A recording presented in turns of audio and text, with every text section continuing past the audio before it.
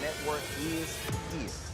Hold no punches. I'm real revolutionary right now. Support this man, Black Media. He makes sure that our stories are told. Thank you for being the voice of Black America, Roland. Stay black. I love y'all. All momentum we have now, we have to keep this going. The video looks phenomenal. See, there's a difference between Black Star Network and Black-owned media and something like CNN. You can't be Black-owned media and be scared. It's time to be smart. Bring your eyeballs home. You dig?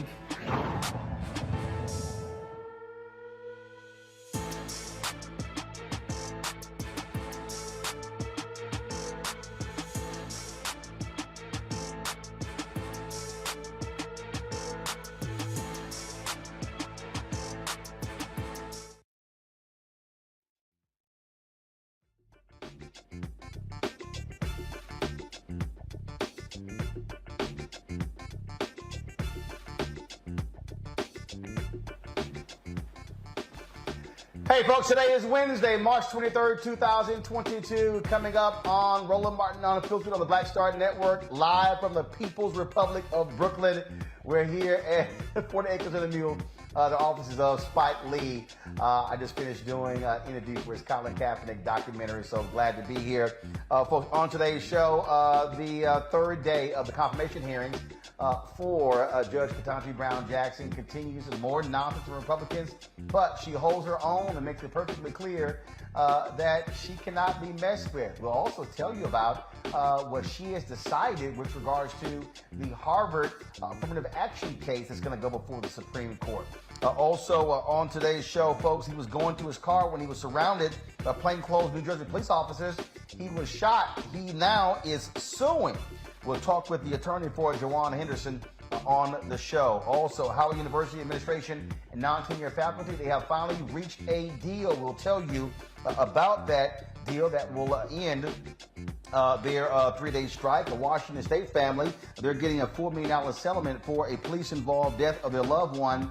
And also, twin brothers wrongfully convicted of murder 25 years ago have been released from prison. They may get $50,000 each for the time they actually spent behind bars. In our Tech Talk segment, a former inmate has created an app to bring a little love to others in prison. Folks, it is time to bring the funk on Roland Martin Unfiltered on the Black Star Network. Let's go. He's got it. Whatever the miss, he's on it. Whatever it is, he's got the scoop, the fact, the find. And when it breaks, he's right on time and it's rolling. Best believe he's knowing. Putting it down from sports to news to politics. With entertainment just for kicks, he's rolling. It's on go, roll, y'all. It's Roland Martin, yeah. Rolling with Roland now. He's funk, he's fresh, he's real, the best, you know he's Roland Martin now.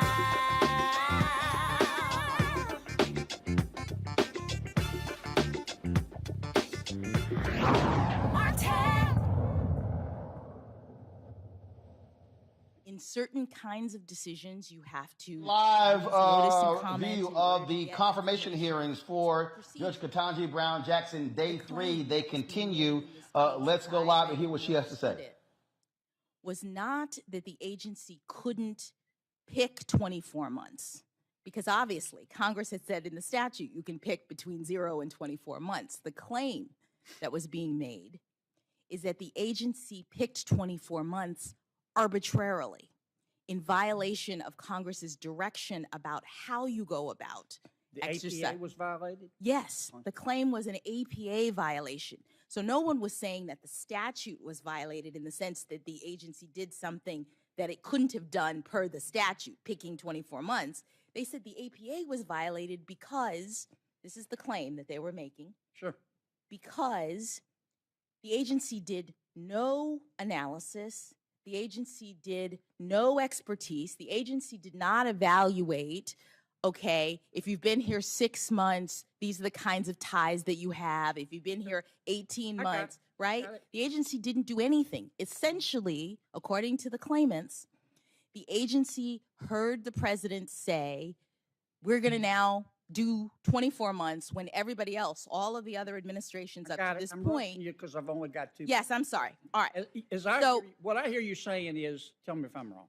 Yes.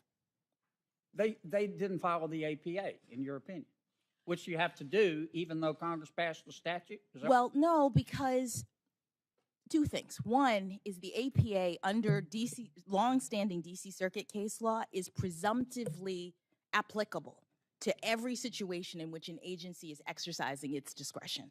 So that's the first thing. It's always there as a background rule.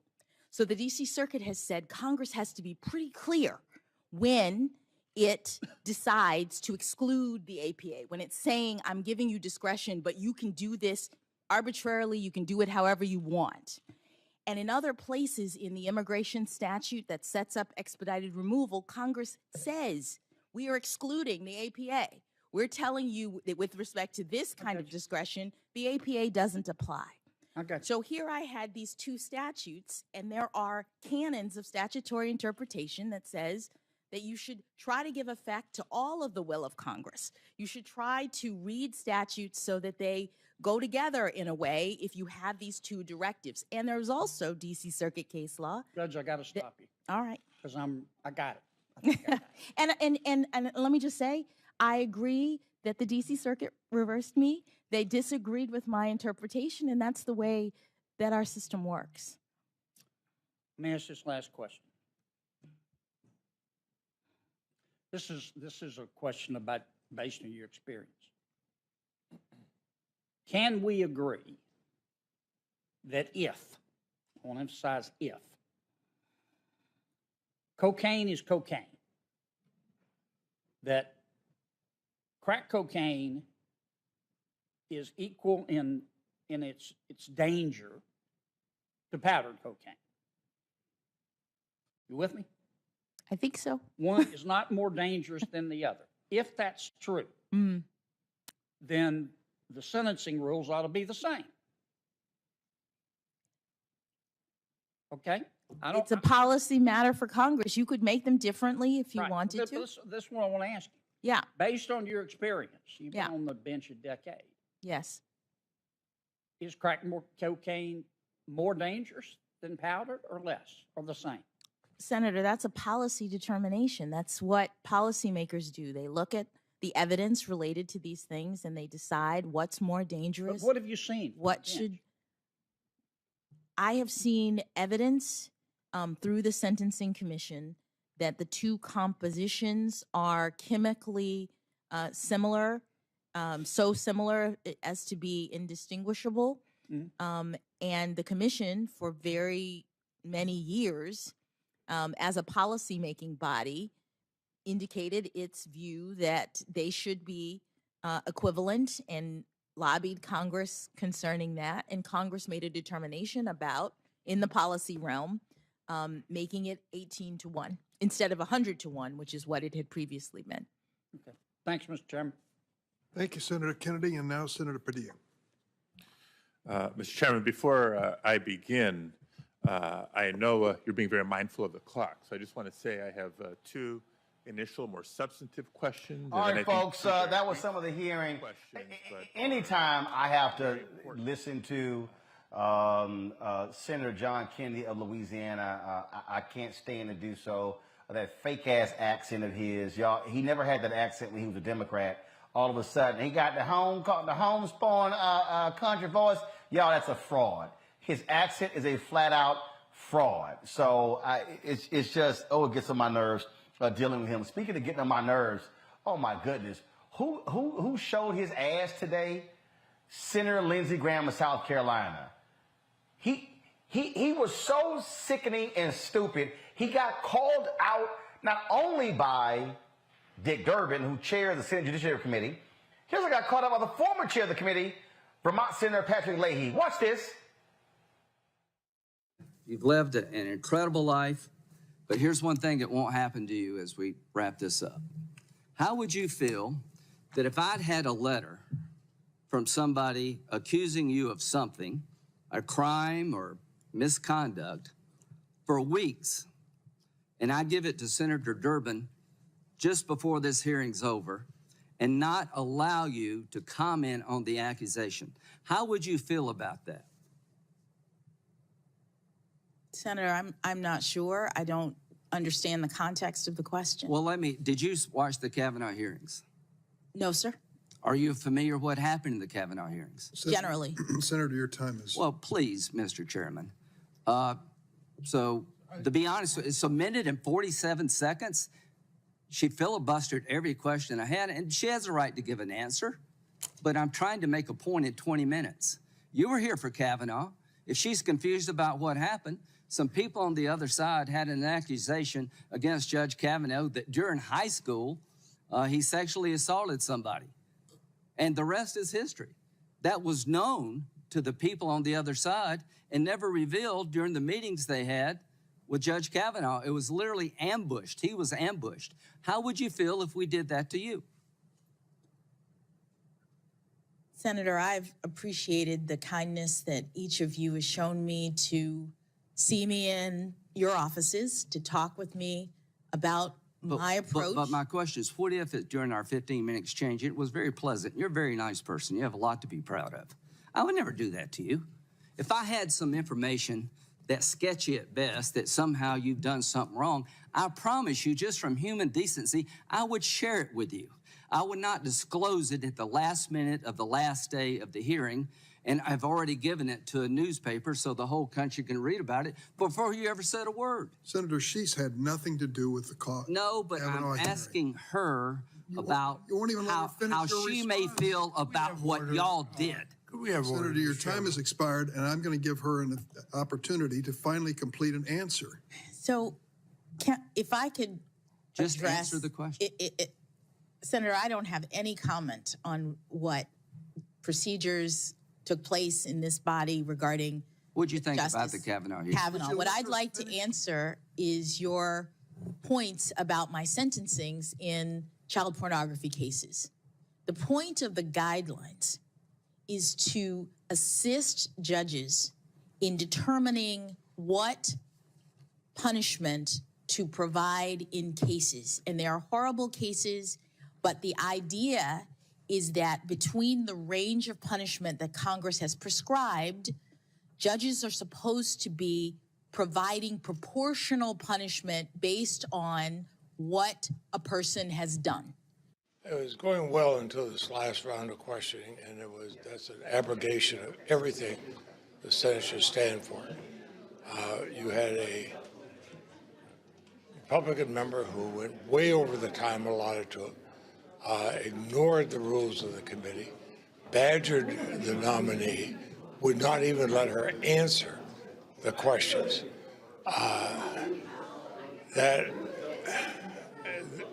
I've never seen anything like that. I've been here 48 years. Here we have a highly respected and respectable nominee, and to be treated that way. I don't know what the motivation might be, what political motivation is, but to see the badgering of this woman as she's trying to testify, I thought was outrageous. All right, but then, of course, you had to deal with this idiot, Ted Cruz, talk about badgering. Watch this fool. So yesterday, under questioning from Senator Blackburn, you told her that you couldn't define what a woman is, that you were not a biologist, which I think you're the only Supreme Court nominee in history who's been unable to answer the question, what is a woman? Let me ask you, as a judge, how would you determine if a plaintiff had Article III standing to challenge a gender-based rule, regulation, policy without being able to determine what a woman was?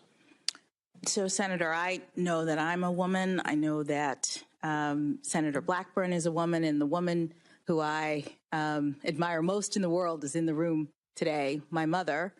It sounded as though the question was... But let me ask, under the modern leftist sensibilities, if I decide right now that I'm a woman, then apparently I'm a woman. Does that mean that I would have Article III standing to challenge a gender-based restriction? Senator, to the extent that you are asking me about who has the ability to bring lawsuits based on gender, those kinds of issues are working their way through the courts, and I'm not able to comment on them. Okay, if I can change my gender, if I can be a woman, and then an hour later, if I decide I'm not a woman anymore, I guess I would lose Article III standing. Tell me, does that same principle apply to other protected characteristics? For example, I'm an Hispanic man. Could I decide I was an Asian man? Would I have the ability to be an Asian man and challenge Harvard's discrimination because I made that decision? Senator, I'm not able to answer your question. You're asking me about hypotheticals and well, I'm asking you how you would assess standing if I came in and said, I have decided I identify as an Asian man. I would assess standing the way I assess other legal issues, which is to listen to the arguments made by the parties, consider the relevant precedents, and constitutional principles involved and make a determination.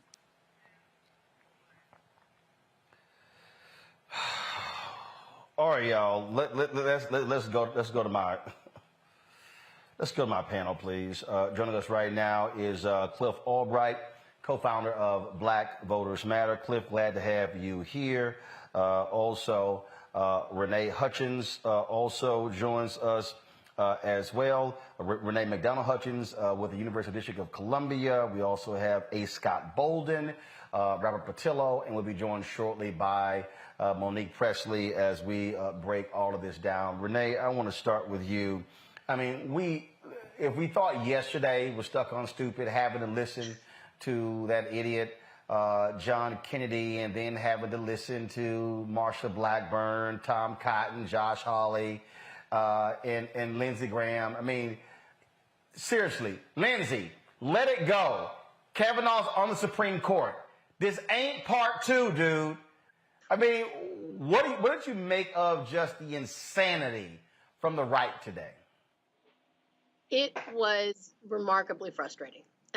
Watching today's hearings was remarkably frustrating. It felt at times less like a serious vetting of somebody who is being considered for lifetime appointment to the court, and more like political candidates looking for opposition research on their opponent so that they could take her down. It was remarkably frustrating, and Senator Booker, I think, channeled that frustration of all of us when he spoke directly to Judge, soon to be Justice, let's be clear, Ketanji Brown Jackson, and told her that she was his North Star, that she was the harbinger of hope, that this country continues to get better and better, and because of her, it will get better still.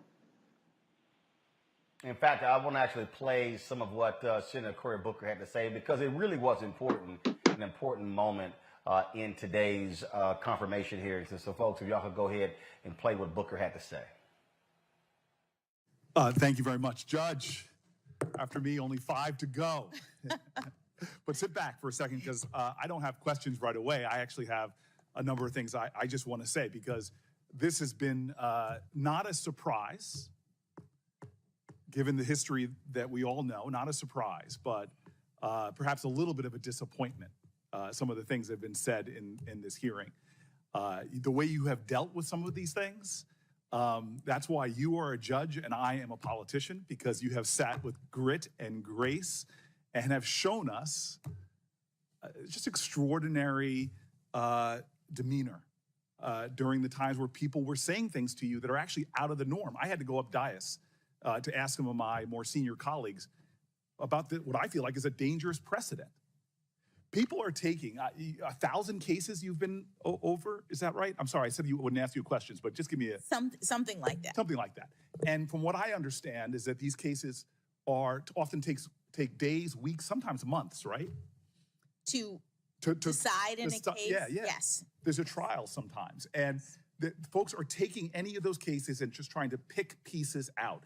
And so my colleague, Senator Hawley, has been doing this all into the lead up and saying things, tweeting things that I think that a lot of us, when I was just trying to get some advice here, is this is what the new standard is going to be.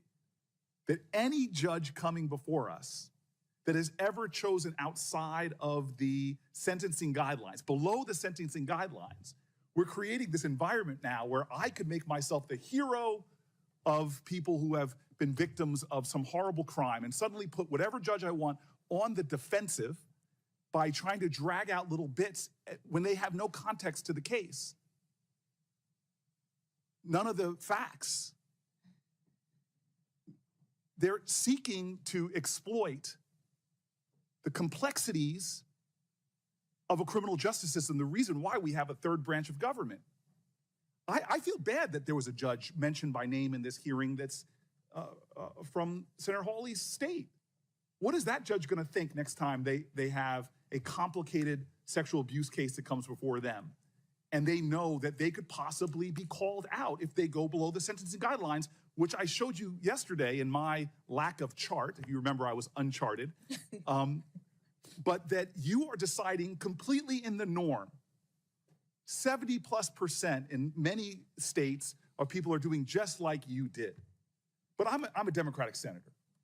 I've never quoted from this very well-respected conservative periodical. This is the National Review. Very well-respected. They're not necessarily something I agree with all the time.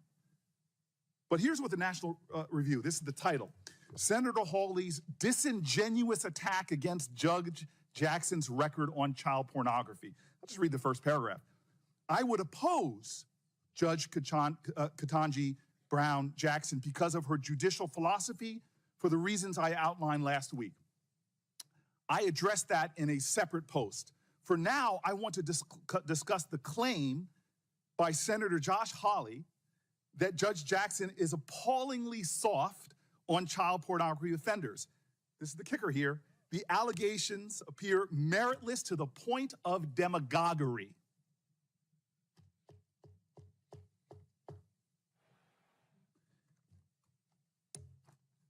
I got letters from leaders of victims' rights groups, survivors of assault,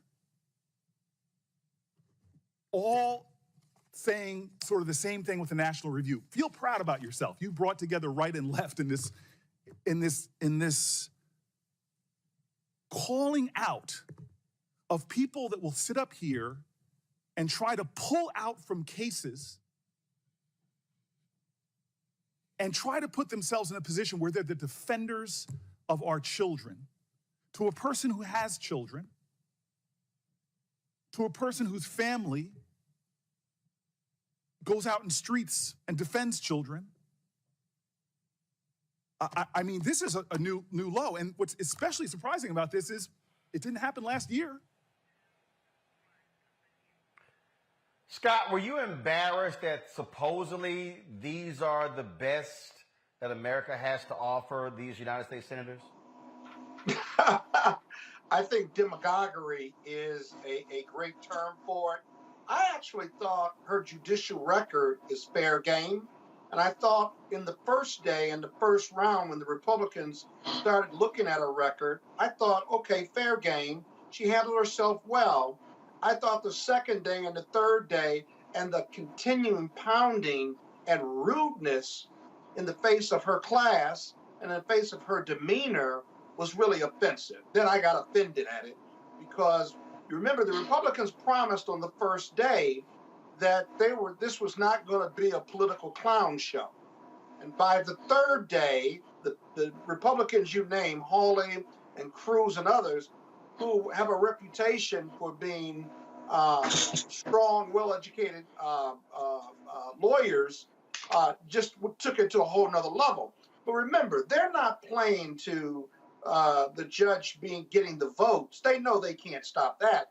They're playing to this social war and to their base and to running for office. And they turned into a clown show. And so those were my observations. I was looking at your tweets, Cliff Albright, and you were, let's just say, a wee bit agitated at what you witnessed the last couple of days. Yeah, Roland, just a wee bit, and the tweet you're talking about is that, we have to keep in mind, not only were these clowns, not only were these racists being ridiculous because they're really auditioning for the presidency, right? Exactly. An audition, which by the way, in order to get that, they're going to have to go past somebody who is a repeated serial sex offender, who for 4 years they gave unabashed allegiance to in the White House and never had an issue with him. If they were so concerned about, at one point Lindsey Graham tried to compare the treatment that they were giving to Judge Brown Jackson to the treatment that Kavanaugh received.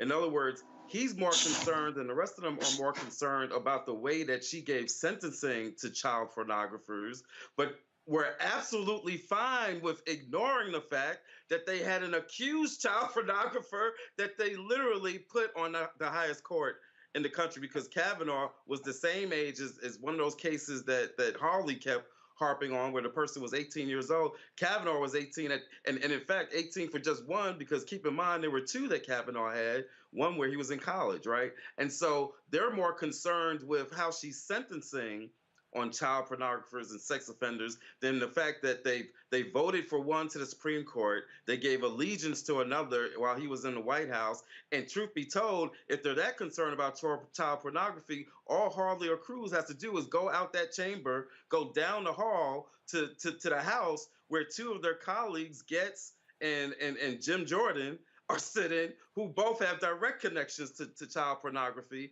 but they're not going to do that. If they're that concerned about the sentencing guidelines, either one of them could pass something in regards to the sentencing guidelines, but they're not going to do that. What this is about is that they are trying to tarnish a Black woman, and in doing so, going back to the tweet that you mentioned, they are actually referencing and using one of the oldest tropes, one of the oldest stereotypes that we've had in this country, which is the trope of a Black woman as the Jezebel, as the over-sexualized. They are literally trying to present a case that somehow she has an affection or support or an advocacy for child pornography. That is very much in line with the images, right? That is very much in line with the image that they tried to create of Black women during slavery, even before slavery, but especially during slavery, because that's the way that they rationalized the fact that they were systematically raping Black women in this country. They created that image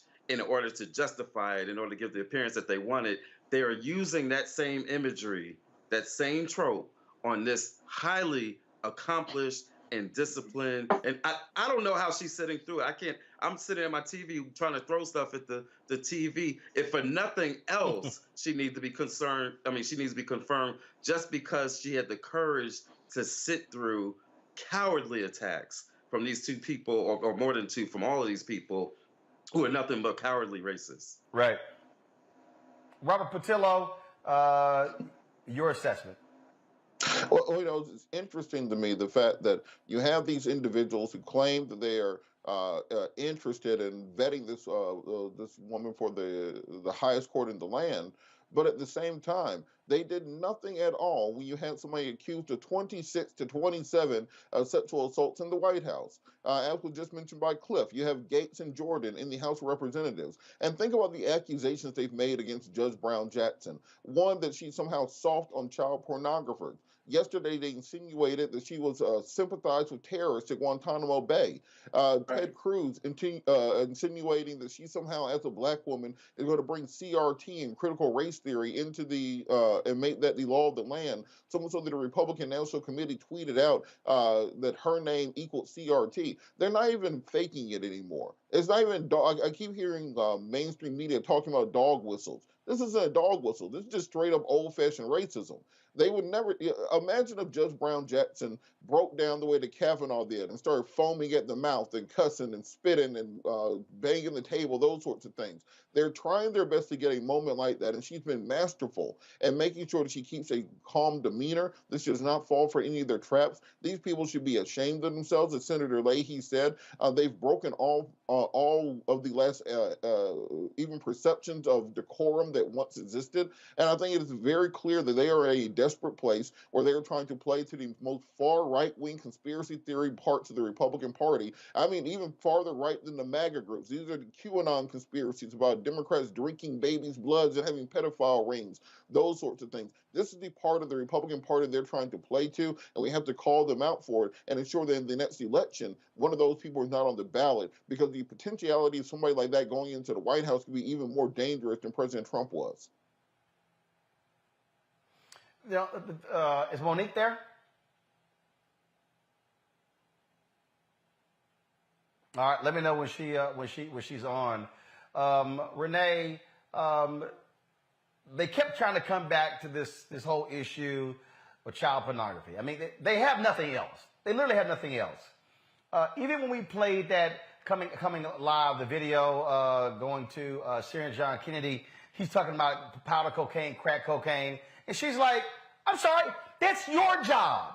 The fact of the matter is, Congress can actually make it the same, whether it's powder cocaine or crack cocaine.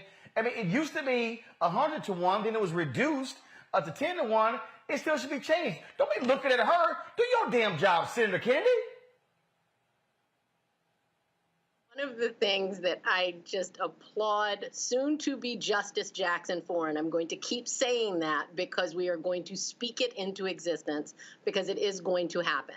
One of the things that I absolutely have to applaud her for is she has been masterful at reminding the Senate of what their job is and what the limits on her power as a judge are. It has been a masterclass in endurance, and it is not just the trope of Black woman as Jezebel that they are attempting to trigger. Some of these political stunts and character attacks, it seems, have been an intentional effort to trigger an angry reaction from her, much like Kavanaugh's reaction, so that they can then complain that she is an angry Black woman who does not have the judicial demeanor to sit on the court, and she is not biting. It is a masterclass in endurance. You know, it was just this one after the other, and it was important. It was important, Scott, for her to say, "That's your job. You can change that. You can fix that." So I love it how they whine about judicial activism, but don't want to accept the role that they play in dealing with a lot of these laws.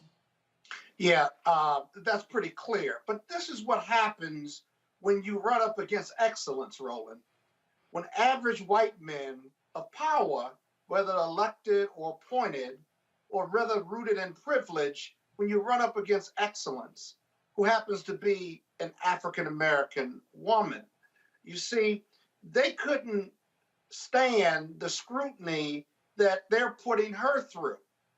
I've done a lot on the federal sentencing guidelines, over 30 years of practicing law. Their job is to either appoint, delegate, or draft what the federal sentencing guidelines are, which are advisory. If you were to look in their record of who they've represented, let alone look at mine over 35 years, prosecutor and criminal defense lawyer, right? And you could scrutinize my clients as white-collar criminal defendants. I've represented child pornographers and prosecuted them, as well as those who were pedophiles, prosecuted and defended them. But they know that as a lawyer, you can't scrutinize the lawyer's record because there's a constitution that says everyone's entitled to a lawyer. And so it's really unfair in that regard, too, whether you're looking at her opinions or looking at who she's defended over the years. At one point, they were criticizing her representing Guantanamo defendants, but she was an associate at a big law firm. Associates don't have a right to say yes or no to who they're going to defend. That's the partner's call. And so she was just contributing. And so the whole analysis to score points with their base is really what this is about. The other thing they're trying to do is they were trying to limit how many other Republicans who are going to support her. At last count, I think it's 5, maybe 10 that are going to support her no matter what. But it's hard to oppose excellence. And that's what we've seen the last 2 or 3 days, just really excellence in every way. Well, and Cliff, I really do hope, and I say this over and over and over again till I'm blue black in the face. For the people out there who whine and complain, who do not understand the importance of voting, I hope you see what happened when you don't turn out and elect Beto O'Rourke and we get Ted Cruz. Mm-hmm. And you listen to the silliness of Tom Tillis. We could put Sherry Beasley in the U.S. Senate, and so she would be asking those questions. You got, of course, races in Wisconsin, Ohio. We can get rid of Marco Rubio, put in Val Demings. For people who are saying what I heard today and yesterday and Monday is nonsensical, you can remove U.S. senators from power. Cliff? Yeah. You're absolutely right, Roland. I mean, if we just think about what we've seen in this hearing and then in some related interviews and discussions that have taken place this week, in this hearing, they have challenged Obergefell, dealing with same-sex marriage. They've obviously they got their sights set on Roe versus Wade, and reproductive justice. There's a number of, they even, one senator, not in this hearing, but in related comments, was recorded basically saying that the Loving decision, which was the decision that got rid of miscegenation laws and enabled us to have interracial marriages, saying that needs to be overturned. This is what they have on their agenda if they get control of the nominating process, the confirmation process for the Supreme Court. It is already out of balance, and it will be out of balance even more so with even more extreme judges, and not just at the Supreme Court level. We know the impact of what happens when you fill the pipeline of federal judges leading up to the Supreme Court. This is real stuff. Like these are real rights that we take for granted that are not guaranteed. And if we don't come out and vote, and if we don't deal with this Senate, not to mention all the other issues that we need Senate action on, including voting rights, right?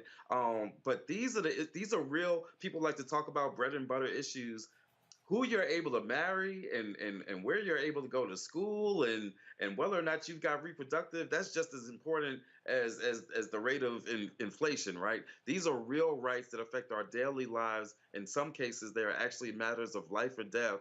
And this is what's at stake if we don't come out and vote and impact what this Senate looks like moving forward for at least the next couple of years and beyond. We have got to come out and take these Senate races seriously, as well as all the other races that are on the ballot up and down the ticket. Robert, Senator John Ossoff is on this panel. He, of course, won a 6-year term. Bottom line is this here: Georgia got to have a massive turnout to get Senator Raphael Warnock reelected. Elections have their consequences, and people need to understand the United States senators are the ones who are going to vote to confirm federal judges. So people cannot act like these issues are not related. Absolutely. And just remember, if it wasn't for the massive turnout here in Georgia in January of last year, you wouldn't have a majority for Democrats on that panel. You will not be able to move through a Judge Jackson to becoming Justice Jackson without that type of turnout. And if you want to see, instead of having John Ossoff on that panel, somebody like a Herschel Walker, they're asking questions, they're trying to put sentences together. That's what happens if you don't turn out to vote. They already elected Tommy Tuberville in Alabama, who was competing with Marshall Blackburn to be the dumbest senator in the history of the United States Senate. And then when you think they're winning, then Ted Cruz, who we know isn't dumb, tries to do a dumb person impression to get as dumb as them. We are racing to the bottom on that side of the aisle. They're in a media silo where they only listen to the different conspiracy theories from their own side of the aisle and have lost complete sight of the needs of the American people. Do you think there's any single mother sitting at home trying to put bills together, trying to figure out whether or not this justice is soft on terrorism in Guantanamo 10 years ago? That doesn't even make sense. So they're no longer operating from a point of view of trying to actually address things that the American people care about. It's a small cadre on the far right that wins these elections, the donor base of those millionaires and billionaires that fund their campaigns. That's who they are appealing to. And because of that, we have to make sure we turn out with people power so we can keep them out of office, because who knows at this point in time what public policy they would put in place if they actually had the majority again. And that is something that we absolutely should pay attention to. Renee, you get the final comment. As my final comment, I would want to say that soon-to-be Justice Jackson is a brilliant legal mind. She has impeccable character, and if unless there is a cataclysmic catastrophe, she will soon be confirmed to be the next justice on the Supreme Court and the first Black woman. And that is something that, as Senator Cory Booker said, you're not going to steal my joy on that one. All right, then. I certainly appreciate it, Renee. Thank you very much for joining us. Cliff Albright, thank you for joining us as well on today's show. Thank you. All right, folks, got to go to a break. We come back more Roland Martin Unfiltered on the Black Star Network, live from the People's Republic of Brooklyn, here at Spike Lee's 40 Acres and a Mule in Brooklyn. All right, folks, we'll be right back.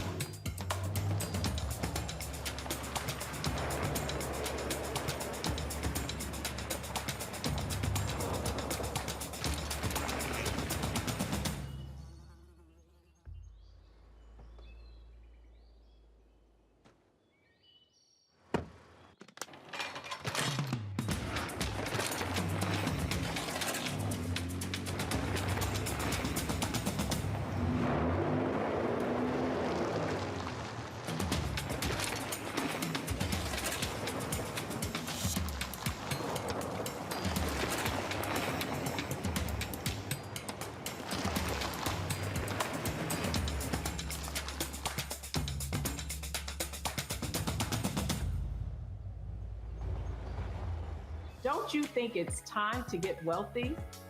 I'm Deborah Owens, America's Wealth Coach, and my new show on the Black Star Network focuses on the things your financial advisor or bank isn't telling you.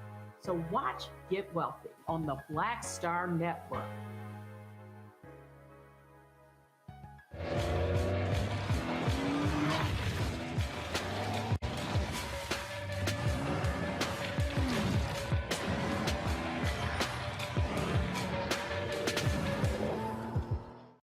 Pull up a chair, take your seat. The Black Tape with me, Dr. Greg Carr, here on the Black Star Network. Every week, we'll take a deeper dive into the world we're living in. Join the conversation only on the Black Star Network. Hi, I'm Teresa Griffin. Hi, my name is LaToya Luckett, and you're watching Roland Martin Unfiltered.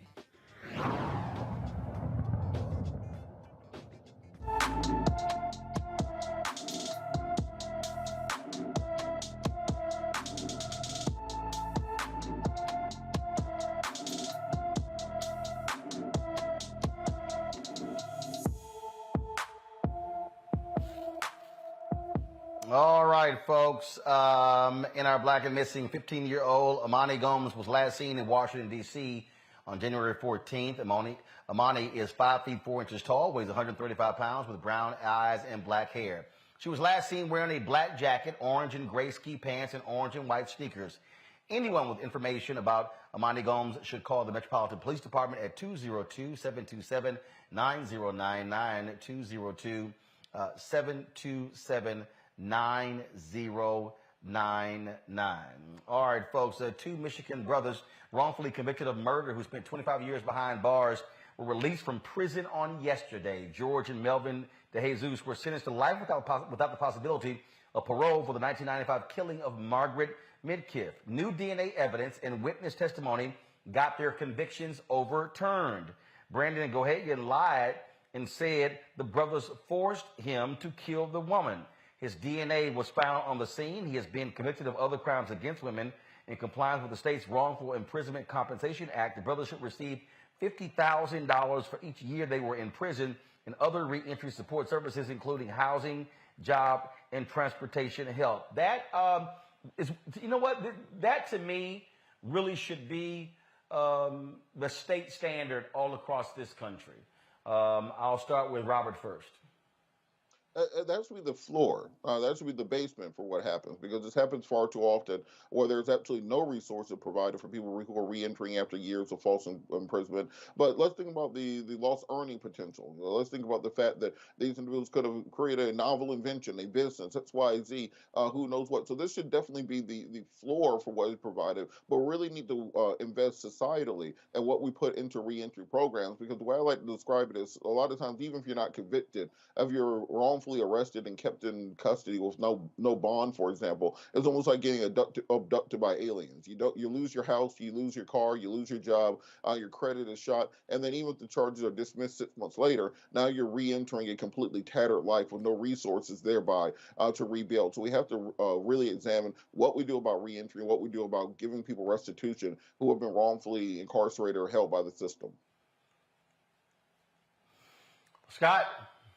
Yeah, it ought to be the bare minimum the base, Roland, having gone through this very issue with Jimmy Gardner, as you know, it's tough. One, these young men and women wrongfully accused, wrongfully charged, and serving time, their life is changed forever, not just short term, but long term. And then getting out after 20, 30, 40 years in prison, their life has been changed in ways psychologically, physiologically, that no amount of money can give them back those lost years.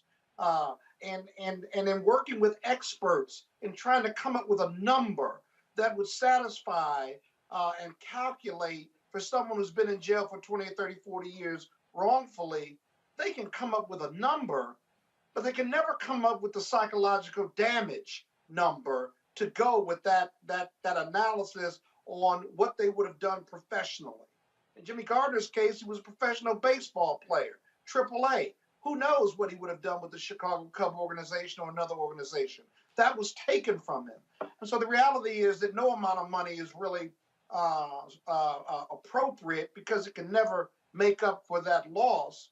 At the same time, every state has different laws on compensation for these individuals, and every state is different. Some have insurance limitations. Others have no limitations. Others have a calculation that makes a lot of sense, but it's a bare minimum.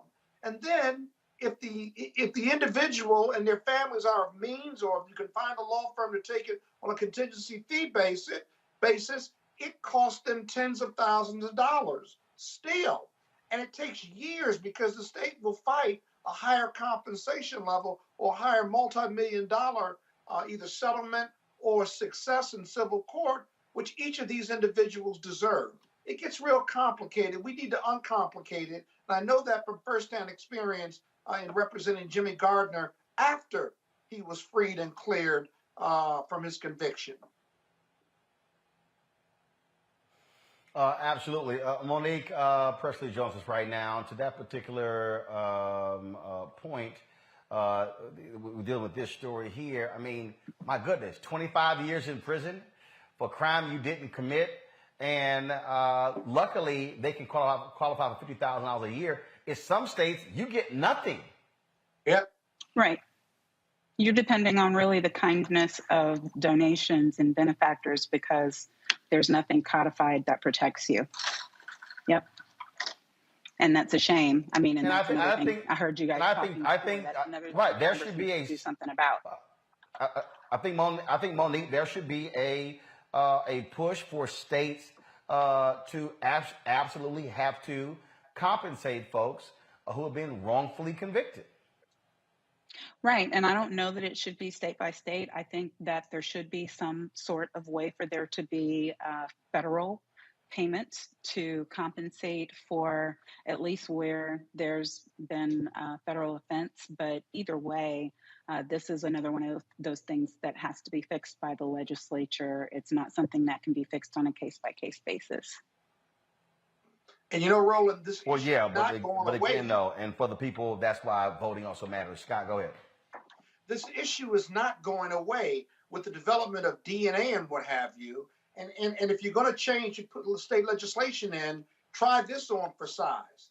The states, in many of these cases where they have released individuals for being wrongfully convicted 20, 30, after 20, 30, 40 years, the state and the attorney generals in these states are free to defend the state against multi-million-dollar lawsuits. So on one hand, you have a criminal justice system at the state level that says, okay, we made a mistake, we're going to give you your freedom. On the other hand, when you sue them for millions of dollars in compensation, punitive damages, the state AG office will often fight that tooth and nail, requiring these individuals to spend even more money and time and resources trying to be made financially whole without any compensation as a statutory compensation. And so when I look at these pictures of these individuals being freed after 25 years because they were not guilty, their journey has only begun. Because to fully compensate them and to get through a lawsuit and to try to get them in a position where they can just matriculate, where they can get out of the system of being controlled and the psychological damage from that and the physical damage from that, to even get in a position to just matriculate in the human condition will cost them hundreds of thousands of dollars when they should be compensated in the millions. And so we got a long way to go with this, but you're right. It's not going away because of the DNA testing that's coming out.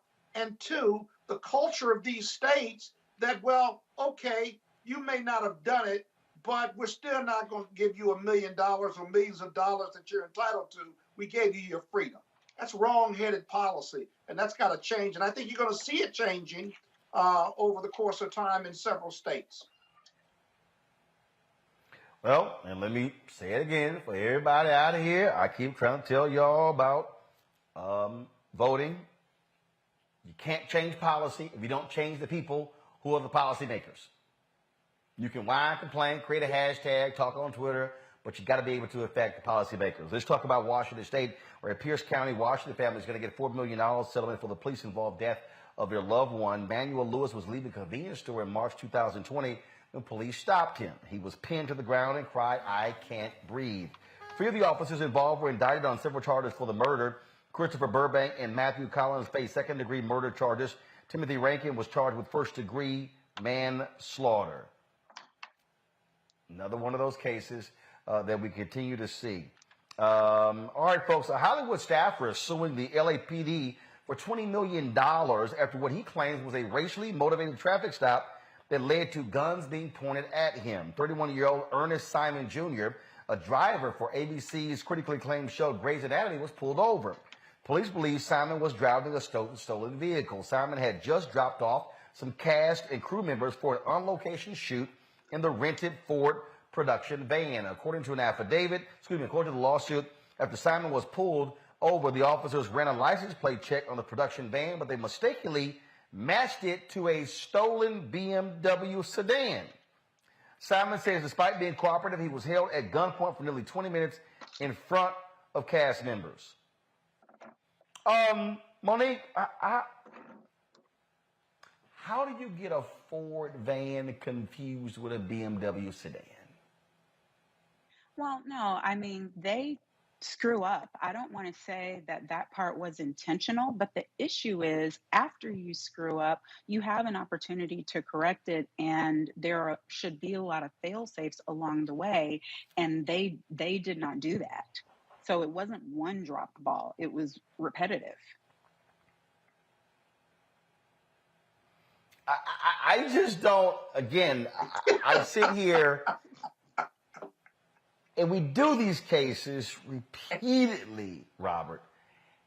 And you sit here and go, how dumb can y'all be?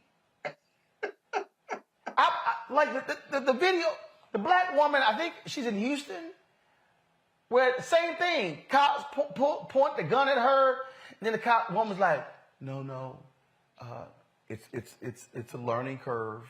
She was like, damn, a learning curve. My ass could have been shot. But Ron, I think the worst part is that this is just so par for the course for black men that we don't even raise an eyebrow to it. You know, I can't think of any black man I know who hasn't had a gun pulled on him by cops at some point in life for some trivial situation. You ran a stop sign and now there's a gun being pulled on you as the officers are approaching. You're walking out of a convenience store. There's a gun pulled on you as officers. These are things that happen to me. So I'm speaking from experience. So I think that we do need to start having more civil suits because for far too long, we've just been told to kind of let this kind of roll off of our backs, just be happy that nothing worse happened. When in reality, I think if you start getting some nice 6-figure, 7-figure settlements out of these police departments, maybe they will train themselves and train their officers to approach a black man the same way you would a little old white lady named Beth. Treat us the same way because we have the exact same constitutional rights and we have the exact same protections under the rule of law that anyone else does. So if you wouldn't pull a gun on a little old white lady named Beth, then don't pull a gun on me. Scott, I just saw a video. It was posted on several pages. Brothers in a grocery store. Cops get a call saying some white man in a green jacket is placing items in his coat. They roll up on a brother in the store who's black with an orange jacket. Then they try to claim it was tan. And the brother was like, okay, how did y'all get a call about me when I walked in the store behind y'all? And they're like, sir, calm down. I'm like, he's like, damn, getting calm. I mean, and then of course, while they're talking to him, another cop actually arrests the white guy in the green jacket. Right. Sure, green jacket, orange jacket, they're the same. I mean, this ain't Florida A&MU colors. Let me tell you. And then they told him to calm down. Well, the other thing they'll say is, oh, we got a smart ass, right? About 25 years ago, the police, my alarm went off in my home, and the police came, and they dragged me out and put me on the ground and put handcuffs on me and a gun to my head, and they say, where's your ID? I said, it's my house. It's in there with the gun and drugs. My ID right next to my gun and drugs. And they called themselves, we got a smart ass. Ask you if they found the gun and the drugs. There is just no discretion. Even when you call a supervisor, you can't have. I have never seen a supervisor come out to authorize an arrest. You know, in most jurisdictions, if you say I protest the arrest, have the sergeant come out and authorize this arrest. Even the sergeant, whether it's a bad arrest or not, will talk to the citizen and won't coach the cops on what they've screwed up, essentially. It just doesn't happen because of the police union and the power of the police union.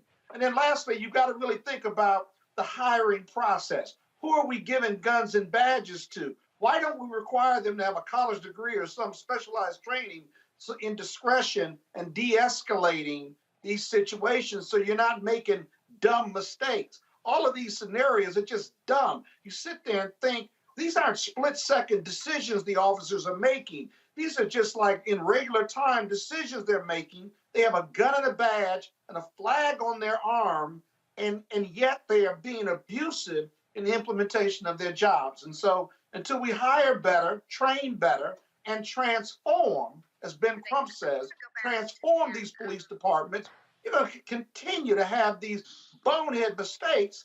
And they're deadly mistakes very often. That's the dangerous part. It would be funny if it wasn't so dangerous. Well, absolutely. In fact, so the brother who they rolled up on that grocery store, we'll have him and his attorney on Roland Martin Unfiltered on tomorrow's show. Got to go to a break. William and Kate, they in Jamaica. Jamaica saying, hey, Mom, take your ass home. We will explain when we come back on Roland Martin Unfiltered on the Black Star Network. Don't forget, download the app, please, the Black Star Network app. Apple phone, Android phone, Apple TV, Android TV, Roku, Amazon Fire, Samsung Xbox, Samsung TV, Xbox as well. So please be sure to grab it, please. And don't forget to support our Bring the Funk fan club. Every dollar you give goes to support this show. And so, P.O. Box 57196, Washington, D.C., 20037. Cash App, $RM Unfiltered. PayPal is R Martin Unfiltered. Venmo is RM Unfiltered. Zelle is Roland at RolandSMartin.com. Roland at RolandMartinUnfiltered.com. I'll be right back.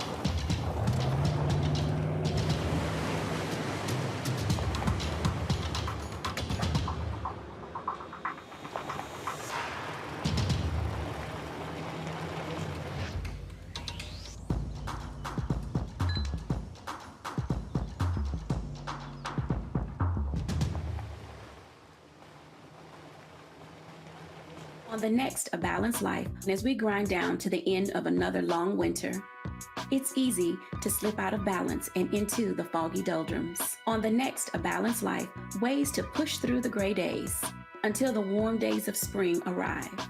Join me, Dr. Jackie, on A Balanced Life on Black Star Network.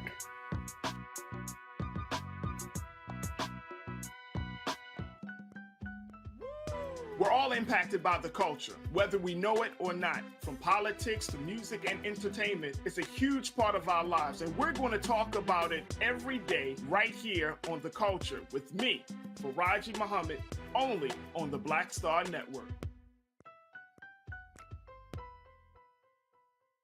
Don't you think it's time to get wealthy? I'm Deborah Owens, America's Wealth Coach, and my new show on the Black Star Network focuses on the things your financial advisor or bank isn't telling you. So watch Get Wealthy on the Black Star Network.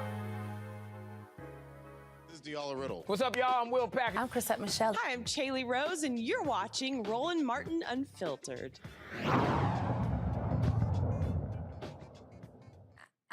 The children that are victimized, they don't understand the difference between an offender and a pedophile or a pornographer. And I do think it's a distinction without a difference. Let me ask you about gun rights.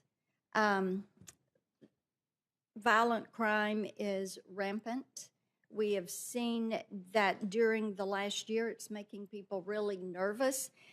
Pulled some stats. In 2021, 27 major U.S. cities experienced a 44% increase in homicides since 2019. Over a dozen cities set new homicide records in 21. And a lot of families no longer feel safe. So they're buying guns, they're buying ammo, and trying to make certain that they can protect themselves.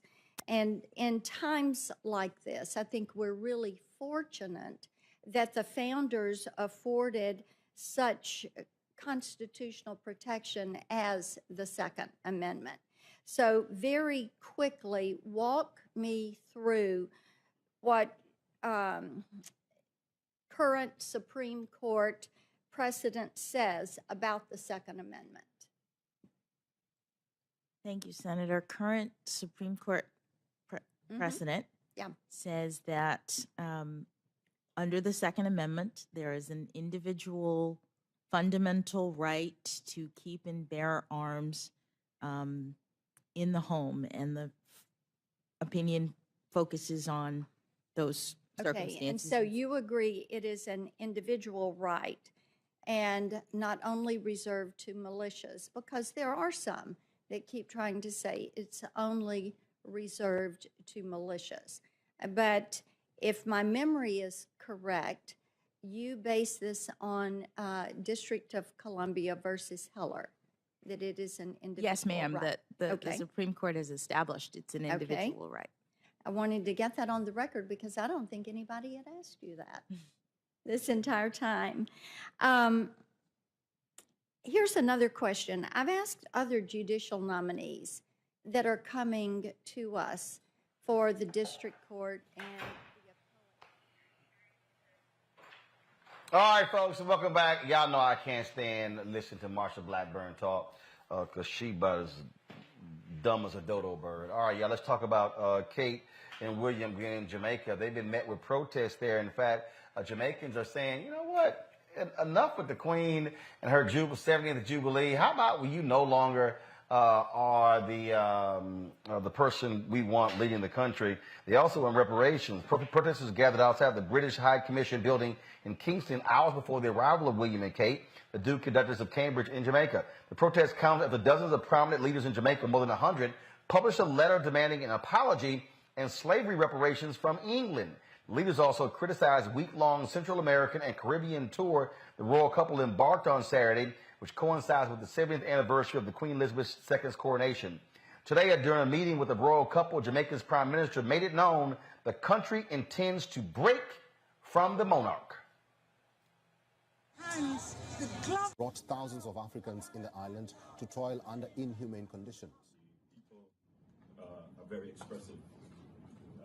And I'm certain that you would have seen the spectrum of expressions yesterday. There are issues here which are, as you would know, unresolved. But your presence gives an opportunity for those issues to be placed in context, put front and center, and to be addressed in as best as we can. But Jamaica is, as you would see, a country that is very proud of our history, very proud of what we have achieved, and we're moving on.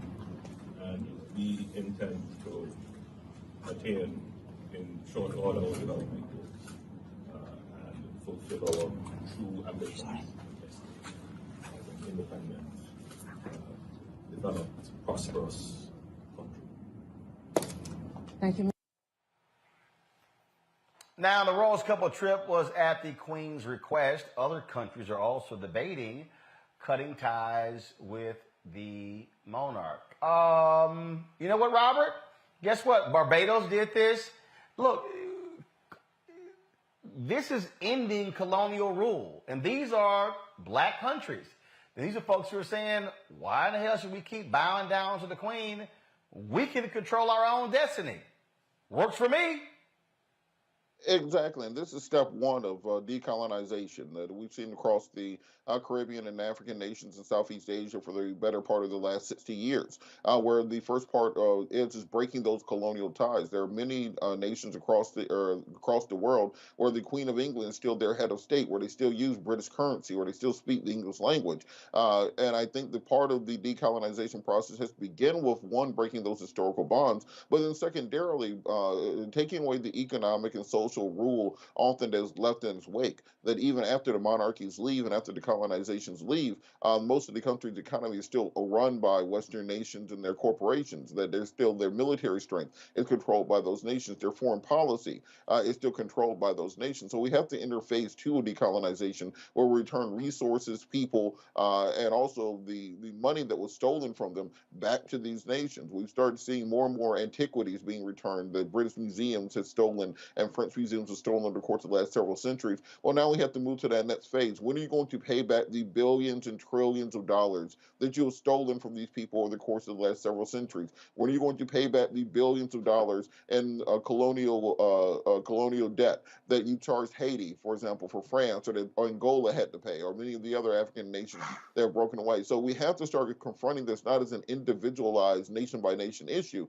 but by the entire formerly colonialized world going back to Europe and saying, look, it's time for you to pay up. And I think that if you do it as one united voice, you have far more power than island by island or nation by nation. You know, the thing here, Monique, is, I mean, you look at Bermuda. I mean, here is a black country, yet the head of state is still the Queen. You know, when you look at the independence of many African nations that took place with Ghana in 1957. Liberia, of course, was the first republic there in Africa. But this is something that it is important about self-govern, self-control, and cutting ties with the colonial past where they dictated policy in these black countries.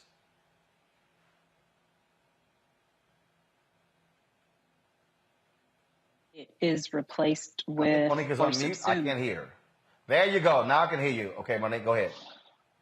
I think what is important is that it is subsumed or replaced by a stable government, though. What I would hate is for in the breach for the destabilization to mean more suffering rather than less for the people as they transition from a colonial sub-state to whatever is next on their road to controlling their own destiny. And I do. Well, that's not the case. Because, for instance, internally, but understand, Jamaica is self-governing.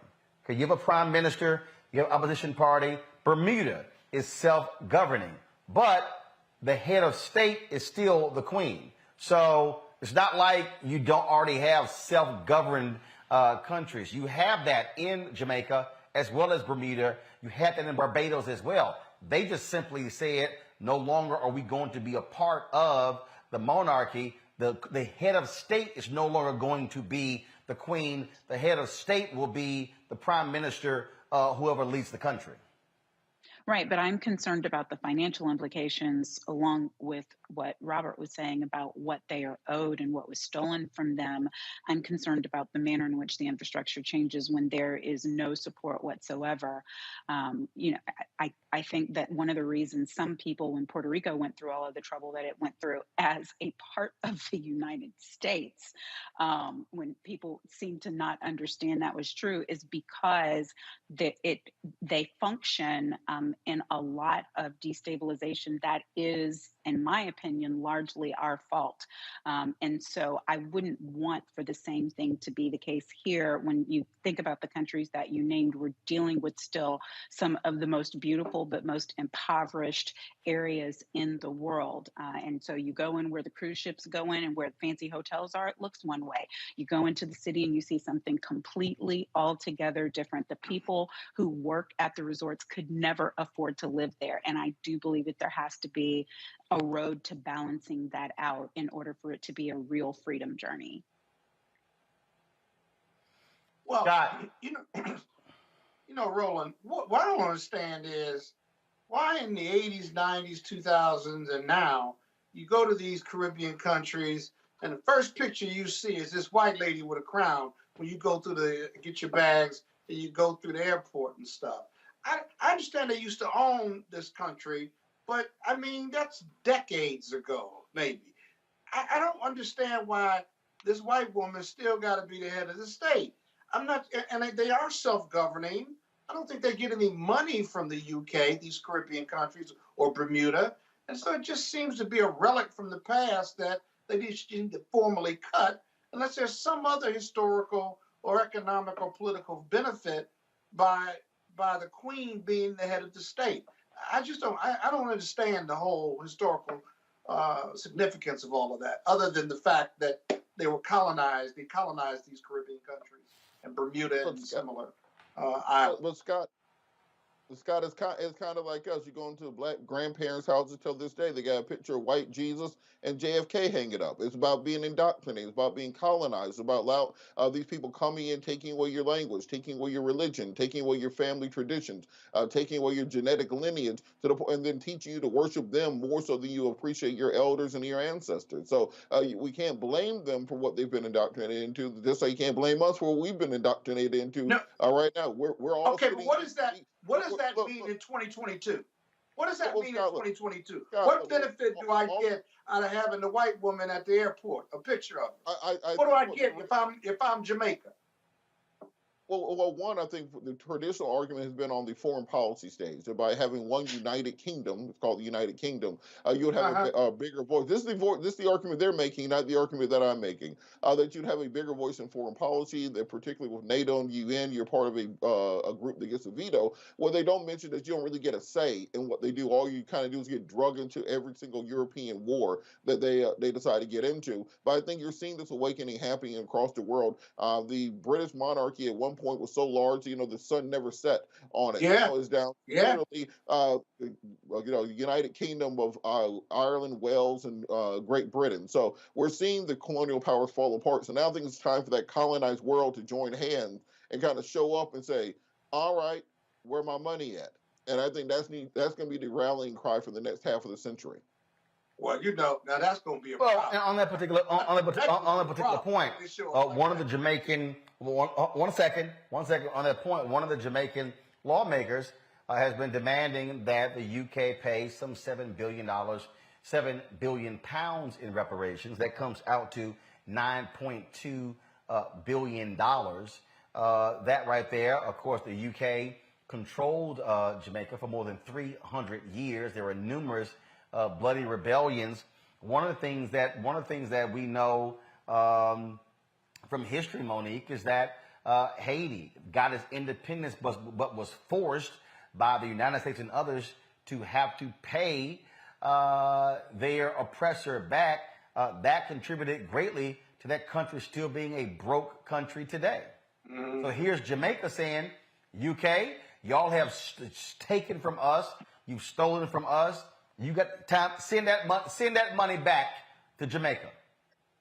And where's the enforcement unless you have two parties willing to come to the table? Because, I mean, there's not any international body, not United Nations or anybody else that could govern and make this happen. So I'm at a loss as to how it gets fixed.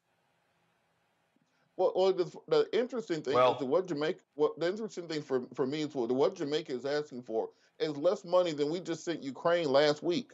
I mean, we literally found that money in the couch cushions to send to Ukraine, but we can't send it as reparations for 300 years of subjugation by the British Crown and the African American. You know the answer to that. We can't even get a down payment on our reparations. We can't even have a Senate hearing just to have a study commission over it after 40 years. So this is why I'm saying that you're going to have to start uniting hands, saying, oh, look, Jamaica can't do it by itself, but the entire Caribbean and the African continent and Southeast Asia all say, well, look, y'all can either give us our money back or China got their checkbook open right over here. Maybe we'll become friends over there.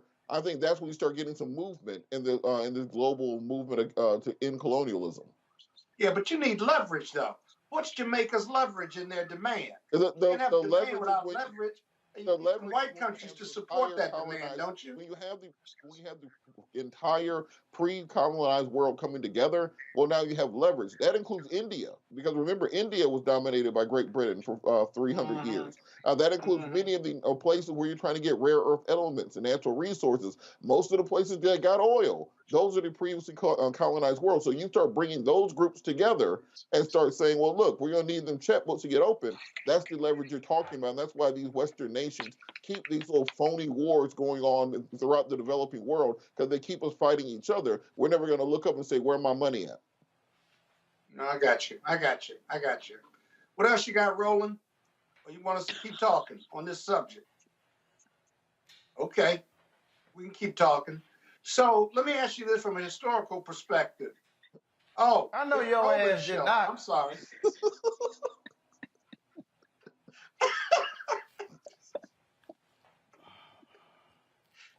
You know what? In the words of Orlando Jones to Eddie Griffin in the movie Double Take, you campaigning for an ass whipping and you about to get elected.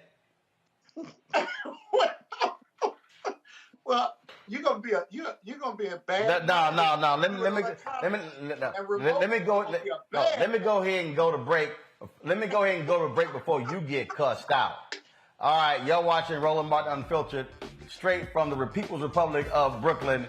The offices of Spike Lee's 40 Acres in the Mule here in New York City. You're watching the Black Star Network. Back in a moment.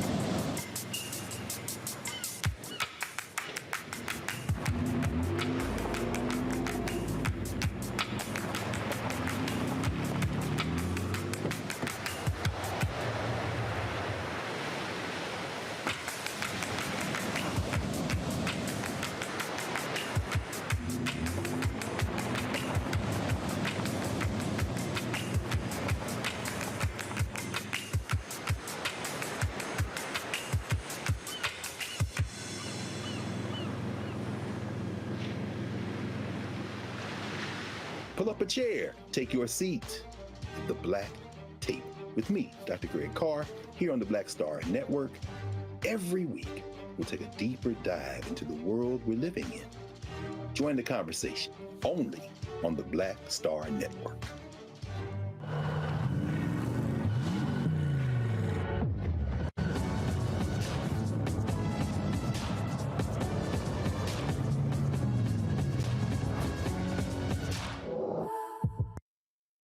Hi, my name is LaToya Luckett. Yo, it's your man Dion Cole from Blackish, and you're watching Roland Martin Unfiltered. Stay woke.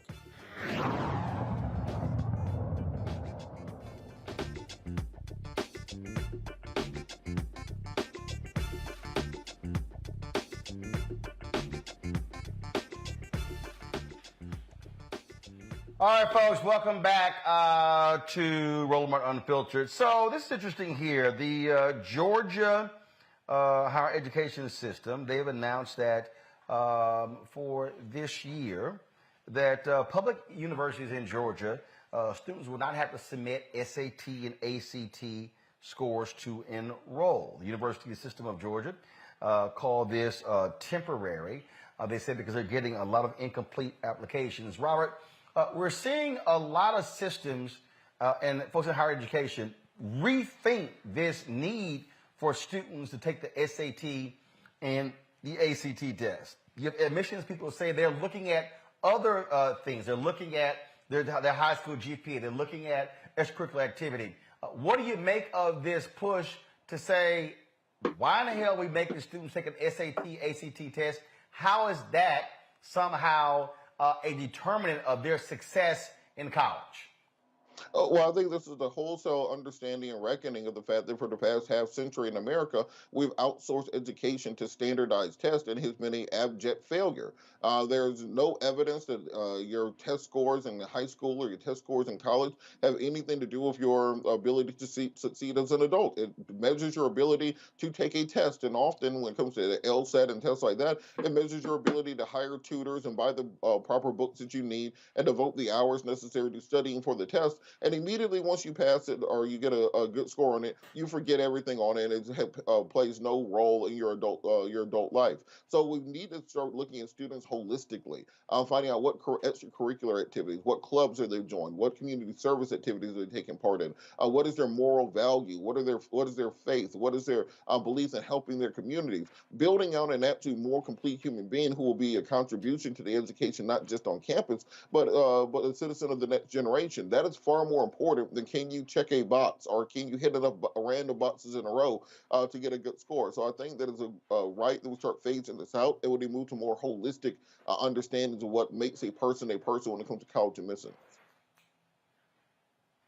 You know, the thing here, Monique, again, watching university administrators make these decisions are important.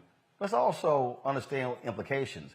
You know, this whole test preparation stuff has turned into a multi-billion-dollar industry. Yep. It's turned into a multi-billion-dollar industry, and some people have gone to jail trying to circumvent the industry. So that definitely is one of the ways that there will be repercussions that will be far and wide. But I think obviously the other repercussion is that for Black and Brown students in particular, who due to the manner in which our educational systems have at times failed us, tested poorly, and it had nothing whatsoever to do with our ability, as Robert said, to achieve on a higher educational level. And this will in many ways level that playing field, and they will have to go by the available systems, the record of the students' performance in school in order to make these determinations. And I'm glad it's happening while my babies are just now about to have to take them or not take them. Well, again, it's not all, but we're seeing this growing trend, Scott.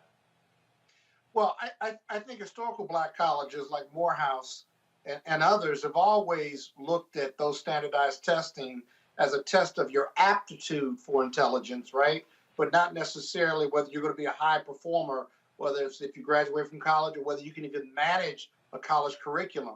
I know one of the things we do at Morehouse is we provide, if you've got a high test score and your grades are, let's say, medium, however you measure them, some of the things we do is we have a summer program for young men to see whether they can handle a college course load, see if they can live on their own, and see if they can matriculate in a college environment as opposed to just being really, really smart and a good test taker. I know Howard and others have similar programs, but it's got to be a continuum of factors as to whether we accept kids or not. And I think that helps students of color because the continuum of characteristics and recommendation letters and their community involvement, all is kind of the total measure of a student, and how Morehouse and Howard and Hampton and others or any majority schools can nurture their development, which is our job, to nurture their development and turn them into adult citizens who are going to be contributing to society and lending their expertise to making the country or the world a better place, then you've got to have that total look at the student as opposed to just being able to take a great test. Well, let's talk about some changes happening in New York City where I'm at. Last week, the mayor, Eric Adams, said he didn't have time to be worrying about some athletes whining and complaining about not being vaccinated. Well, according to Politico, the mayor is going to lift this mandate, allowing for unvaccinated athletes to be able to play professional sports in New York City. Of course, Kyrie Irving with the Brooklyn Nets has been one of the loudest critics of that. He has been unable to play in home games as a result of this. And also the mayor is lifting the mask mandate for toddlers in city daycares on April 4th as well. Of course, you've got baseball games coming up. You've got numerous baseball players who have not been vaccinated. You also have folks who are saying it's time to turn the page from COVID, that the Biden administration needs to also shift its attention away from COVID. Monique, what say you? I, at this point, don't trust anything that comes out of Mayor Adams' mouth. He's just sketchy to me. I don't get it. He makes me nervous. And I don't know that it matters if he lifts the mandate, if the professional sports themselves are not lifting it. So I think it's a wash. But here, so I'm reading this story here, Robert, and this is the City Hall's former COVID-19 senior advisor, Jay Varma, who also used to work for the CDC, said, quote, "I think the same rules on vaccination should apply uniformly to all. If there's a carve out for this group, why can't any other group then raise its hand and say, I deserve a carve out too?" And they're exactly right. And this is part of the concern about making policy based on arbitrary and capricious standards. If it was a clear case of following the science, where I think most of us understand, if you can show me, here's the number of cases, here's the number of people vaccinated, because we've reached a certain threshold, we decided these rules can be relaxed. I think most people can understand that. But when you're making these kind of grand and braggadocious statements just last week about how you're not lifting the mandate, and I was just in New York on Friday. And then you're saying this week, well, now all those things are going to change at the drop of a hat. Yeah, give us a little more information on that. And we are seeing the stealth variant, which is making waves in Europe. We're seeing Hong Kong has an outbreak going on currently. We're seeing in China, they just locked down 50 million other people. So as much as all of us, and I mean all of us, want this thing to be over and done with for all of eternity, I don't think it's quite time yet to simply just ignore it and move on to the next subject. Shout out to Dr. Deborah Furr-Holden, who was just named Dean at New York University School of Global Health Initiatives, who's really been a leading voice in the Black community on this pandemic from the beginning. And I think we need to start following science and following the experts in this and not the politicians more so that we can get more consistent public policy on what exactly we're doing. Because right now, you can go not just state to state, you can go city to city and sometimes business to business and have completely different COVID rules. I think we all just want some consistency based in science to get this over with. Well, but Robert, you can't have it both ways, Yeah, go ahead. can you? On one hand, if you believe the numbers are down. That's why in D.C. and elsewhere, they're lifting the mask mandate. They're reducing some of the regs or eliminating some of the regs because we are coming out of Omicron, it seems like. We are doing better. The numbers of cases of infections is going down. And if you don't believe the numbers or it's helter-skelter from city to city, then, you're going to be wearing masks the rest of your life. Maybe that's the new reality. And maybe we're going to have to manage COVID going forward and get boosted every year.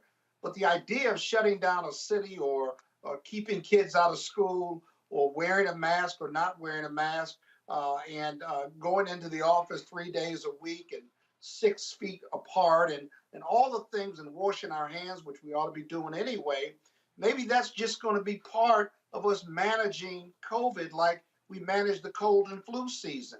I think that's where we're headed because we're not going to have herd immunity. But the numbers are down and people are COVID tired and people are tired of wearing these masks. masks save lives, and so I still keep a mask with me. But ultimately, in the end, you can't fight the power of the people. And in Florida and Texas and some other states who have never really embraced it, Georgia, haven't really led the way because their numbers are the least to come down normally. But at the same time, there's a feeling in this country that we have to figure out how to manage COVID and manage and matriculate. And I think that's what you're hearing from the mayor of New York, and that's what you're hearing from the CDC. That's what you're hearing from the public, if you will. Well, but here's what we also, though, are about to deal with. You are seeing these people say that Adams has said it, Monique. Look, folks got to return back to the offices. You're seeing more and more companies saying, nope, enough of this staying home. But you're getting massive pushback. Yeah, you hear people talk about, get rid of the mask mandates. I'm sick of this whole stuff. You got these caravan, convoy, yahoos. But guess what? There's a whole bunch of folks still not trying to get sick. I get the phrase, we got to manage COVID. That sounds good until you one of those folk who have been sick as hell as a result. Yeah, but if you're vaccinated and boosted, he said Monique. you want to get less sick. Said Monique. Oh, I said Monique. I didn't hear Monique in your conversation. Forgive me, Monique. Well, she heard it. I mean, how hard do I have to make it when I say Monique? It was plain language in the question, Scott. It was plain language. It's not right, but if you listen to the conversation versus trying to run your mouth, then you get it. So, Monique, please respond. It's not just illness. I agree with everything that you said about that, but the fact of the matter is these companies are concluding that the forced work from home and increased satellite status of their employees was productive, that they did not have a decline in productivity, and that they saved a ridiculous amount of overhead in keeping offices going, fully staffed in terms of business expense. I can understand why the mayor would have a problem with that, because that means transit will be down and rentals will be down and all of these other things that make a city run. But these companies are in the business of their own bottom lines. And so, many corporations nationwide have transitioned fully. They're not going back to work. And then others have said that it's optional. And I love all of it. It makes sense to me. But see, the thing here, Robert, that's a trip when we're having this conversation here. Monique's point is right. It comes down to productivity. It's also you're dealing with control. I mean, you got these people, we can't watch people. We can't see what they're doing. When Adams is talking about, look, they're sitting here whining and complaining because they're losing restaurant money, bar money. If folks are staying at home, they're not spending all that money coming in. But guess what? People have gotten accustomed to working from home. They also are like, guess what? I'm not sitting in commutes for an hour and a half, 2 hours, 3 hours. Yeah, I think also companies have realized they get a lot more work out of you working from home than they do at the office, because if we're at the office, I'm coming in about 15, 30 minutes, maybe an hour late, depending on the day of the week. I'm going to take my lunch break. I'm going to sit by the water cooler. As soon as if I get off at 5, about 4:30, I'm going to start packing up. 4:45, I'm out the door. When you're working from home, I think most people can attest to this. You get on that computer at 8:30, 9 o'clock. You might not get up and leave till 7 or 8 o'clock at night. They get more work out of you working from home. Your productivity actually ends up going up. And I think for the millennial generation and younger, millennial, Gen Z, Generation Alpha thereafter, this whole rubric of the idea of going into an office just ain't going to happen. It's just not going to work with them. It's not going to align with their spirit, as Lauryn Hill would say. And I think that we're going to have to economically adjust to that, because we have so many downtowns and so many cities that are based upon this idea of having your morning work rush hour, going to that same coffee shop every single morning, going to that same food truck and getting your sandwich every morning, parking in the parking deck. You have entire downtown economies that are based on the idea of people commuting in, going to these office buildings every day, and you have these massive towers built in downtowns across the country that are soon going to be completely depopulated. So we're going to have to start having the conversation as a nation. How do we readjust the way that we view life and the nuclear family idea that's been created, where you live out in the suburbs, you commute in, kind of the beating heart of the city? You're going to have to reevaluate that. And I think COVID in many ways has forced us to accelerate many of the advances that were going to happen in society anyway. Well, now those things are happening right now, and I think this is the tension we're seeing between public policy, the people who existed in the traditional economy, and the new way of thinking on many things. I can't tell you how many times I've been sitting in a calendar call in a criminal courtroom somewhere thinking to myself, this could have all been done online. Well, now that's all done online. It's going to be very difficult to get people going back to the way that it used to be done. And yes, Scott, there is an entire ecosystem that is driven based upon people being in the office. You've got these restaurants or stores, these convenience stores, if you will, housed in these office buildings. But here's what's also happening. Companies are also reassessing the office space. They're reassessing the amount of money that they're spending. They all of a sudden they're going, wait a minute, if we figured out, do we have to actually have massive conference rooms and all of this big old footprint, all these different things along those lines? And so, I mean, that's really what that they're dealing with. I mean, there are expenses, and as a result, people have got. It used to be like even in television, it used to be, hey, you want people on the set, you want them there. Well, the public has gotten used to seeing people, frankly, in these 4 boxes that they're like, all right, I'm good. Do you have to go back to this deal where you have everyone on the set, which now means I got to go there, take the time, do it, then, okay, get back home versus, yo, boom, turn the computer on, I'm here. Then when I'm done, close the laptop, go sit here in your pajamas and go eat dinner or do whatever.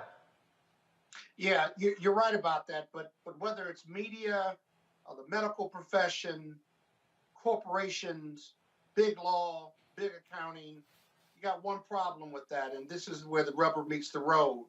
That 2 years ago, we were all in long-term lease space, right?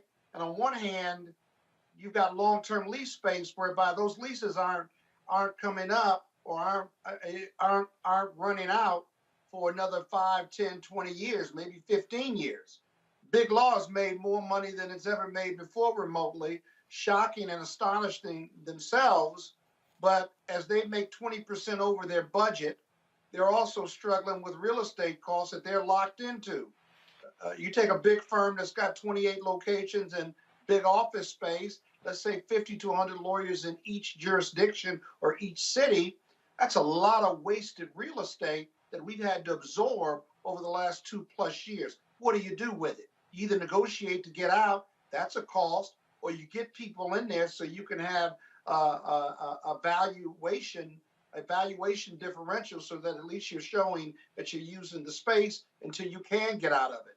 I think the whole office space industry is driving this debate and driving this kind of balance between working remotely, which is great, and at the same time, we're locked into these long-term leases, and we got to do something for our bottom line, even though we're generating more money than we've ever generated before, and we're still absorbing those real estate costs. Ideally, for big law firms and big corporations, is to get rid of that space, do hoteling or something, and then make even more money, since we're all for-profit businesses. That's the struggle you're seeing, or the tension, the economic tension you're seeing that meets post-COVID, work life. Well, I'm gonna tell you right now. I'm telling you right now, all of these companies, if you think the big resignation has been huge, they had better get ready for more of this, because you're going to see it continue. If these companies start mandating people come back, I'm telling you, especially in these places where folks have had massive commutes, long commutes. They have gotten adjusted to seeing their family more, their husbands, their wives, their children. And so I think companies better tread very carefully. Mandating folks return is going to be some issues. All right, folks, I'm going to go to a quick break. We'll come back with final thoughts as we talk about the passing of a former Secretary of State, Madeleine Albright. You're watching Roland Martin Unfiltered on the Black Star Network.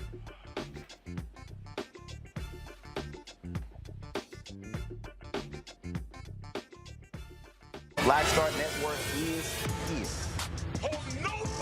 I'm real revolutionary right now. Support this man, Black Media. He makes sure that our stories are told. Thank you for being the voice of Black America, Roland. Stay black. I love y'all. All momentum we have now, we have to keep this going. The video looks phenomenal. See, there's a difference between Black Star Network and Black-owned media and something like CNN. You can't be Black-owned media and be scared. It's time to be smart. Bring your eyeballs home. You dig?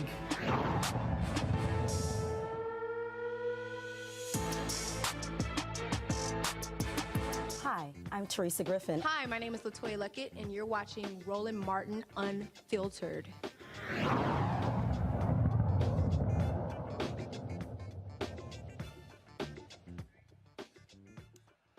All right, folks, Howard University and non-tenure staff have reached an agreement averting a strike. This morning, the agreement was reached after 2 days of bargaining between faculty members and school administrators. The contract proposal includes improvements in compensation and job security for both non-tenure track lecturers and adjuncts. Full details of the tentative agreement are being shared with HU faculty, who will vote on the contract proposal in the next few days. Last week, Howard faculty members announced that they would go on a 3-day strike if they didn't reach an agreement with the school. The proposed deal affects more than 300 adjunct and non-tenure track full-time faculty members. And so certainly glad to see that. Folks, some sad news. Madeleine Albright, of course, the former Secretary of State, has passed away at the age of 84. Her family announced that she passed away as a result of cancer. Of course, she was highly instrumental in leading the State Department. She also, of course, that took place under President Bill Clinton. She was married to Joseph Albright from 1959 until 83. They had 3 kids. She also, born in Prague, came to the U.S. in 1948 to escape communist Yugoslavia. She was a central figure in President Bill Clinton's administration. She served as U.S. ambassador to the United Nations before becoming the nation's top diplomat in his second term. She was awarded the Medal of Freedom by President Barack Obama in 2012. She championed the expansion of NATO and pushed for the alliance to intervene in the Balkans to stop genocide and ethnic cleansing. She also sought to reduce the spread of nuclear weapons and champion human rights and democracy across the globe. Madeleine Albright passed away, folks, at the age of 84. Folks, that is it for us here from the People's Republic of Brooklyn. 40 acres and a mule. I've been here. Of course, I was earlier at a conference dealing with, of course, minority coaches. They've been talking about how do they expand their efforts. We had a conference this morning. I'll quickly show you this here. National Coalition of Minority Football Coaches. And so this was the program here. Mike Loxley, of course, he's the head coach of the University of Maryland. Brian Flores, who is suing the NFL, was also there. I did get a chance to him. Yes, I talked to him directly. Carol, relax. Brian Flores will be coming on Roland Martin Unfiltered very soon. I talked to his attorneys and Brian. I got his phone number as well. We were just texting. And, of course, the summit was to address systemic racism in football hiring practices. And so we had some great conversations. So looking forward to giving y'all more details about that. And so I want to thank all the folks. And so Scott, let me thank Scott, Monique, Robert as well for being on the panel. I certainly appreciate it. Thank you so very much. What I'm trying to figure out, I told y'all YouTube people, come on, y'all, it's 762 likes, okay? We should be hitting 1,000. There's more than 2,000 of y'all watching right now, and so we should easily be hitting 1,000. I told y'all I shouldn't have to be begging y'all every day to hit the like button. It ain't hard, okay? It's not hard at all. And so you love today's commentary.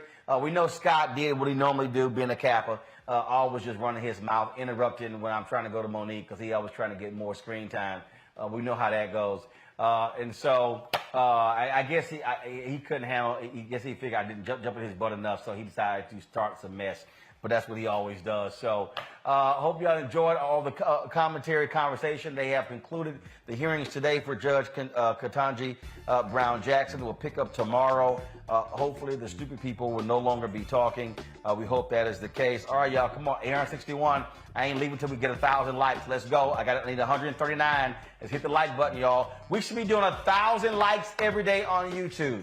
Okay? Y'all are watching. All I'm asking you to do is do that. In the meantime, download the Black Star Network app, folks. A lot of you were thanking me, tweeting me that you had an opportunity to watch the confirmation hearings right on our app. I appreciate all of y'all who are doing so. Apple phone, Android phone, Apple TV, Android TV, Roku, Amazon Fire, Xbox, Samsung TV as well. Also, please join our Bring the Funk fan club. Our goal is to get 20,000 of our fans on an annual basis contributing $50 each. That's $4.19 a month, 13 cents a day. Will you support us in doing what we do? Of course, you can do so by sending a cash check or money order to P.O. Box 57196, Washington, D.C. 20037. P.O. Box 57196, Washington, D.C. 20037. Cash App is $RM Unfiltered. PayPal is R Martin Unfiltered. Venmo is RM Unfiltered. Zelle is RolandSMartin.com. RolandMartinUnfiltered.com. Folks, that's it. I'm back in the studio. We went to pack up, drive back to D.C., and so certainly glad to be here in New York City for the conference and also to chop it up with Spike Lee for the documentary he is doing on Colin Kaepernick. Thank you so very much. Clea Robinson, she of course works with Spike here. She is Randall Robinson's daughter. And so shout out to Randall and his wife Hazel. And folks, so thank you so very much. We appreciate all of y'all support and what we do. Thank you so very much.